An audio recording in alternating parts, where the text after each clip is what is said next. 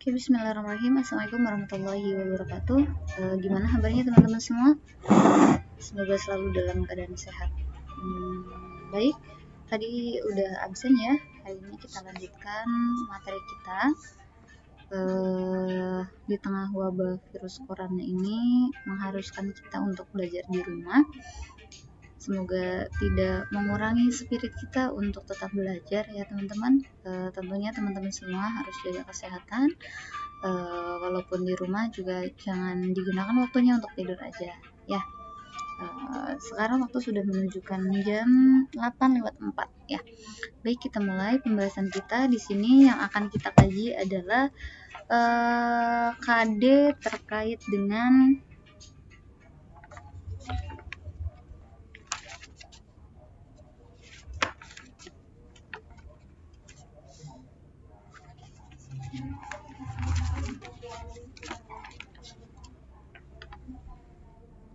tiga 3.6 ya, menganalisis kesehatan di lingkungan kerja ya. Baik, untuk materi yang pertama, mungkin kemarin sebelum adanya wabah corona juga kita sudah hampir di pertengahan ya terkait dengan K3 ini. Kemarin kita udah bahas apa itu zero accident ataupun prinsip-prinsip daripada K3 itu sendiri ya. Kemarin kita udah bahas ada 3 prinsip, ada prinsip 0, prinsip partisipasi, dan prinsip antisipasi dalam K3 ya. Kemarin kita udah bahas itu, dan hari ini yang akan kita bahas adalah terkait dengan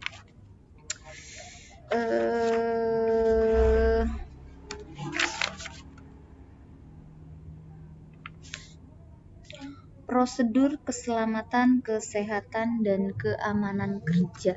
Oke.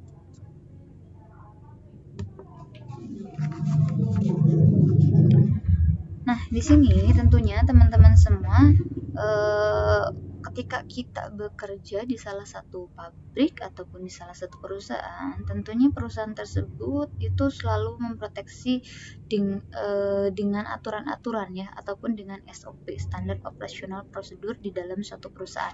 Itu tugasnya ataupun fungsinya adalah agar si karyawan ini bisa terlindungi ya, bisa terjaga keamanan kesehatannya.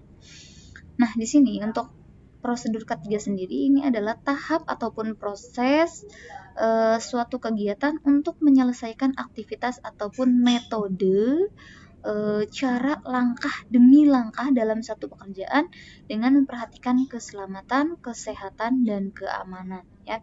Jadi di sini jelas sekali dengan adanya prosedur K3 ini maka diharapkan prosesnya itu dengan kita menjalani proses dari A ke A, dari tahap ke tahap ini, maka diharapkan si karyawan ini bisa terjaga keamanan, kesehatan, dan tentunya kalau sesuai dengan peraturan maka dia juga akan nyaman juga ya.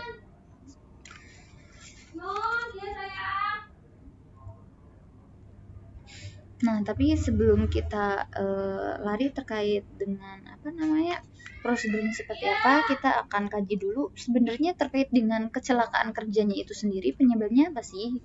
Nah, untuk penyebabnya di sini ada 2 faktor ya, teman-teman. Yang pertama ada faktor internal dan yang kedua ada faktor eksternal. Nah, faktor internal ini adalah faktor yang berasal dari pekerjaan itu sendiri ya.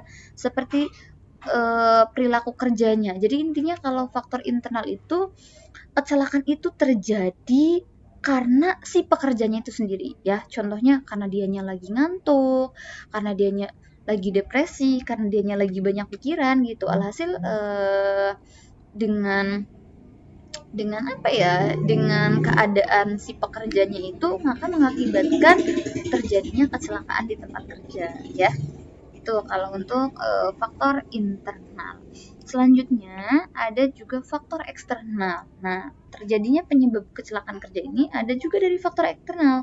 Nah, untuk faktor eksternal ini adalah kecelakaan kerja itu terjadi karena lingkungan kerjanya ya. Kenapa? Karena tidak aman ya, tidak aman. Terus juga kecelakaan kerja juga disebabkan oleh lingkungan yang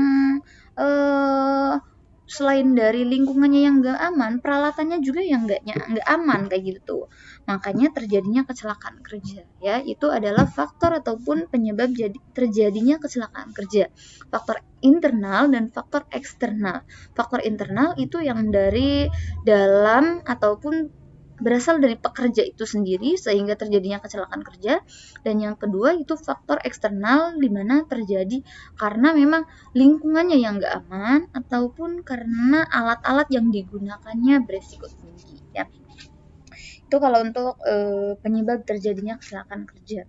Baik, kita lanjut kepada prosedurnya ya. Tadi kita akan kaji adalah prosedur dari K3 itu sendiri ya.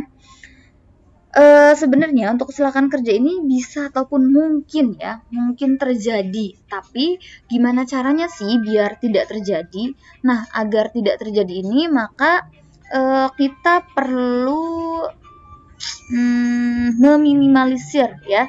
Bahkan lebih baik jika tidak ada kecelakaan atau kita sebut dengan zero accident tadi itu ya. Jadi melenyapkan kecelakaan sampai dengan 0 ya. Nah, gimana sih ataupun beberapa tahapan yang bisa dilakukan untuk mengantisipasi kecelakaan kerja ini? Di sini di buku panduan kita ada 4 ya untuk meminimalisir atau mengantisipasi terjadinya kecelakaan kerja. Yang pertama adalah menerapkan prosedur kerja sesuai dengan SOP. Ya, jadi ketika seseorang itu melakukan pekerjaannya sesuai dengan SOP, maka insya Allah pekerjaannya juga akan rapi, akan sesuai dengan peraturan-peraturan sehingga tidak mengakibatkan kecelakaan kerja. Oke.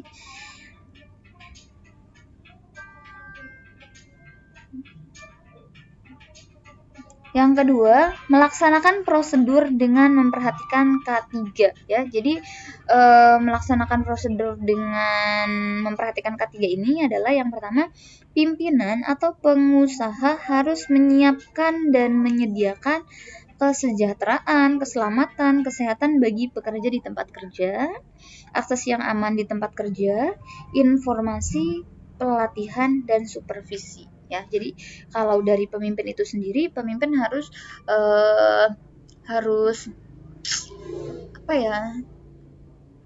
harus benar-benar memastikan bahwasanya tempat kerjanya aman, informasi, pelatihan, serta harus ada pengawasan. Sehingga ini diharapkan meminimalisir terjadinya resiko.